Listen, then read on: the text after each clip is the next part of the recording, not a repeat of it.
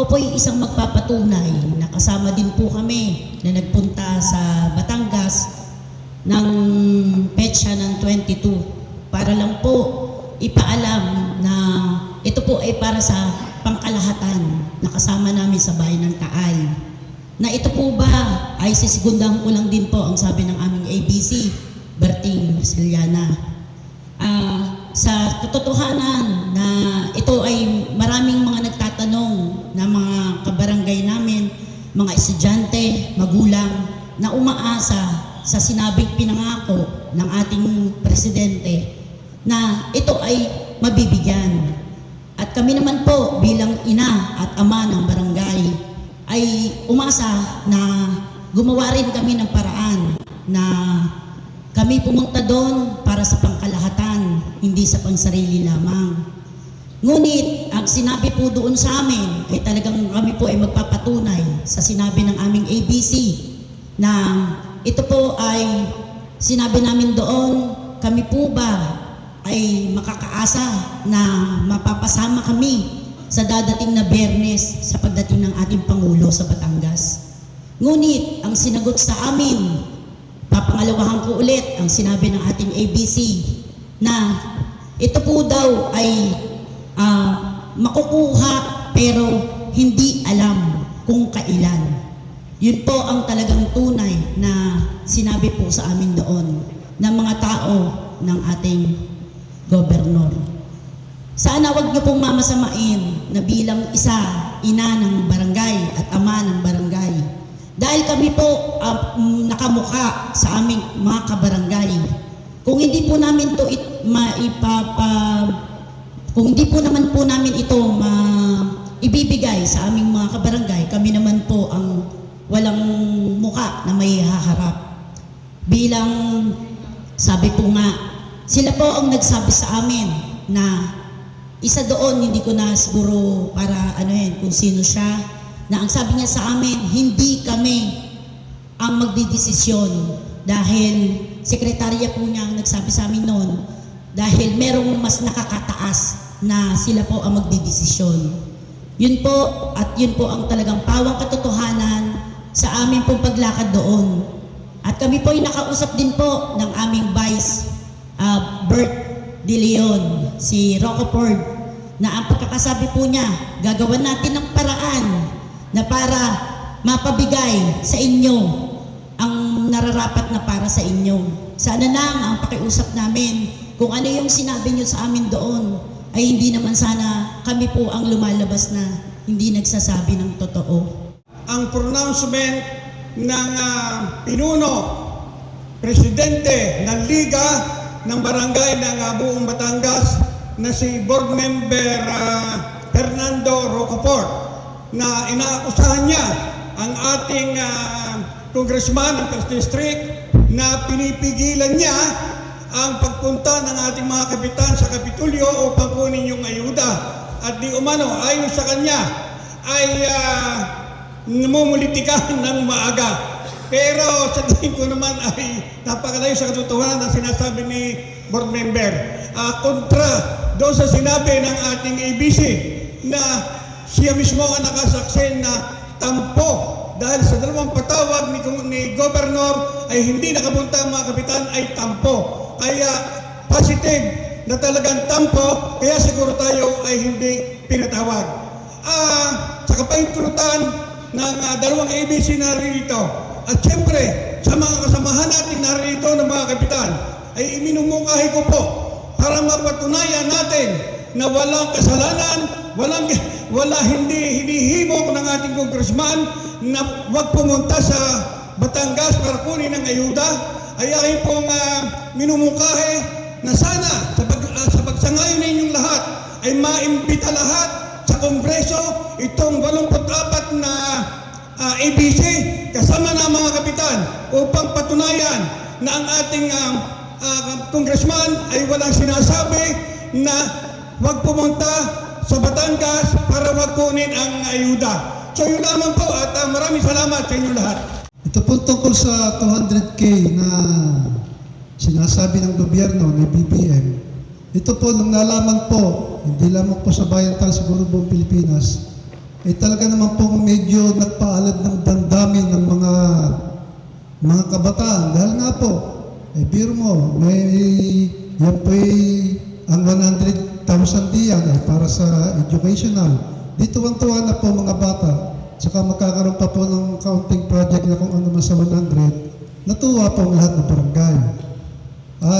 Ito nga po, yung katulad sa amin, sa Barangay Tierra Alta, nasabi ko na nga po ito sa mga magiging recipient ng 100K educational assistance. Tuwang-tuwa po ang mga bata. Kaya naman po, yung pangyayaring ito ay talagang medyo malungkot. Dahil nung pong time na magkakaroon na po ng payout o pag-release ng cheque sa Kapitolyo ng Batangas, medyo nalungkot po kami po mga taga-bayan ng Taal, mga kapitan.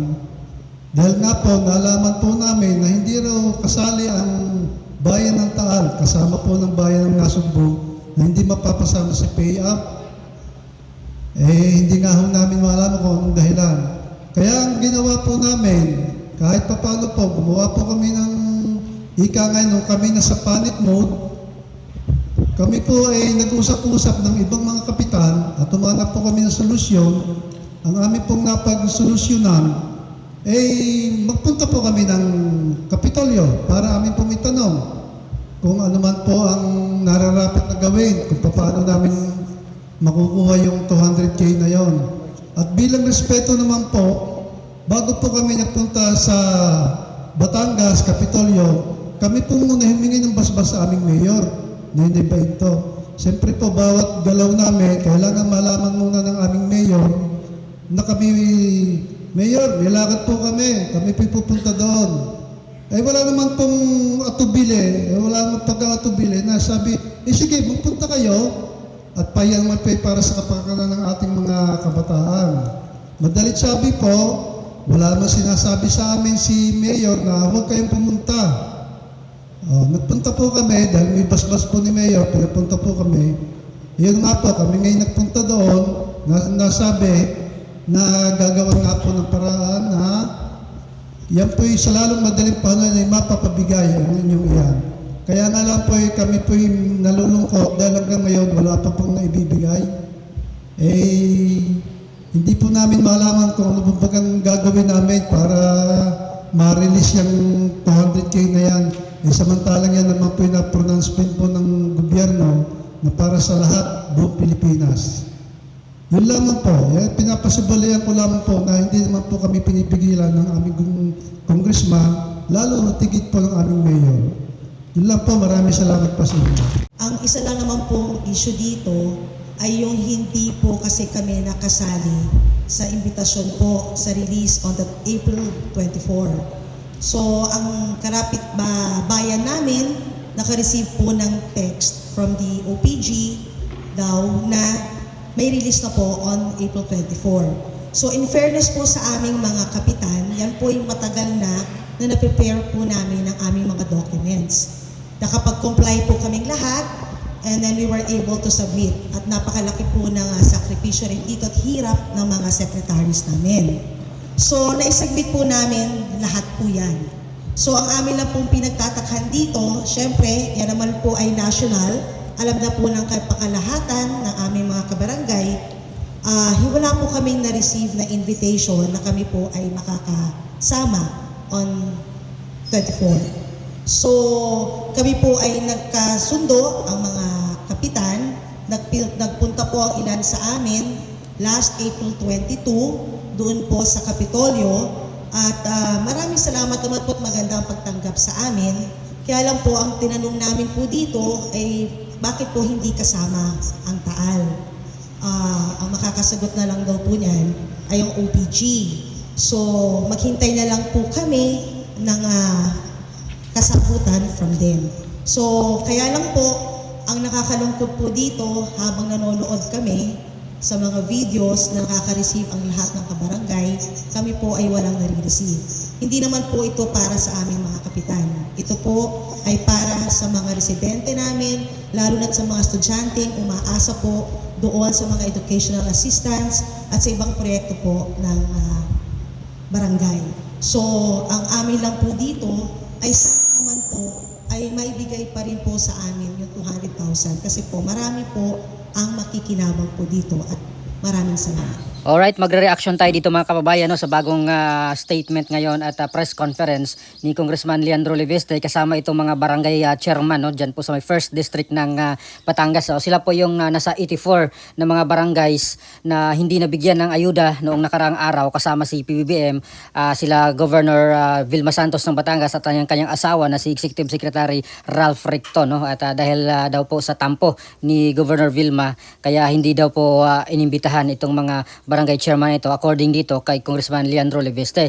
Pero meron po silang statement mga kababayan no, sa pamamagitan ng kailang ABC President ng Batangas province na dahil di umano kay Congressman Leviste daw pinigilan niya daw na papuntahin yung kanyang mga kapitan, yung kanyang mga chairman dyan sa 1st District kaya hindi daw nabigyan mga kababayan. At bagay naman na dininay no, ng mga barangay chairman dito sa 1st District ng Batangas, hindi po sila pinigilan or sinabihan ni Congressman Leandro na wag pumunta doon no, bagkos ay gusto nga nilang makapunta at makakuha ng ayuda no, yung 200,000 pesos per barangay sa province ng Batangas ay gusto nilang makuha no, at malaking tulong na po yun doon sa kailang mga constituents pero bigo sila dahil hindi nga daw po sila inimbitahan at meron na nga pong resolusyon si Congressman Leandro Leviste na magsagawa ng investigasyon no, at paimbestigahan ng Malacanang yung nangyaring pagbigay ng ayuda na hindi lahat ang binigyan no, at sinabi naman daw ng Pangulo na para po sa lahat po iyon at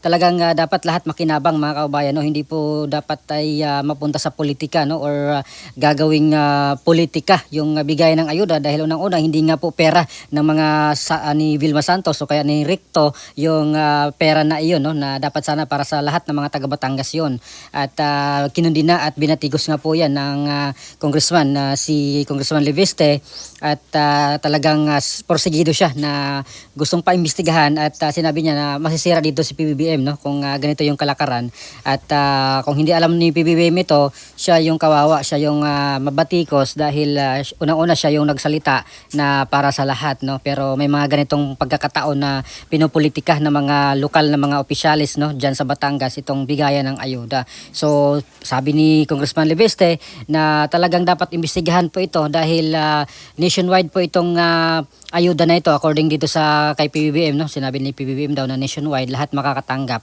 at paano pa kung sa ibang mga probinsya ay mangyayari din ganito. So dapat pa lang ang Batangas yung pinakaunang nabigyan ng ayuda no, 200,000 pesos per barangay, so dapat ito'y maitama at hindi na mauulit doon sa mga iba pang barangay sa lahat ng probinsya ng Pilipinas. So meron yata tayong 44,000 barangays mga kababayan kung hindi ko nagkakamali no, sa buong Pilipinas at para maiwasan no, hindi na maulit yung ganitong klaseng pamumulitika ng mga lokal na leaders doon sa mga kanya-kanyang probinsya. So ngayon pa lang dapat tayo maghigpit na po sila no, at make sure na hindi magagamit sa mga politika ito no, kawawa yung mga kalaban no, ng mga sitting ng mga governor, mga mayor, yung mga kontrapartido nila ay kawawa no, hindi mabigyan ng ayuda. So ito pa para sa lahat, pera ng taong bayan, galing sa mga taxpayers, so dapat ay lahat ay makinabang dito mga kababayan. So ano po masasabi nyo dito sa paglantad ng mga barangay chairman dyan sa 1st District ng Batangas no, na kinabibilangan ng mga municipality ng Nasugbo, ng Lian, ng Calatagan, Toy, Balayan, Calaca, Lemery at Taal, Batangas no. At ano po masasabi nyo dito mga kababayan dahil palaban po at hindi uurungan ni Congressman Leandro Leviste no, itong ginagawang ayuda no, or pagbibigay ng ayuda nga nung nakaraang araw, yung first ever na naka-receive or nakatanggap ng tig 200,000 pesos per barangay na pinangako ni PBBM no, or sinabi ni PBBM na pumalpak no, according dito kay Congressman Leviste dahil nagagamit sa politika at ayaw niyang maulit ito or mangyari ulit sa iba pang mga probinsya throughout the Philippines no mga kababayan. So lahat ay dapat makatanggap, maka-receive at hindi naman po pera nga ng mga politiko ng mga local officials no sa kanya-kanya mga probinsya itong pera na ito. So dapat ay hindi po magamit sa politika at dapat mapunta doon sa mga tamang papuntahan itong mga pera na ito. So please comment down below. Maraming salamat. God bless po sa ating lahat.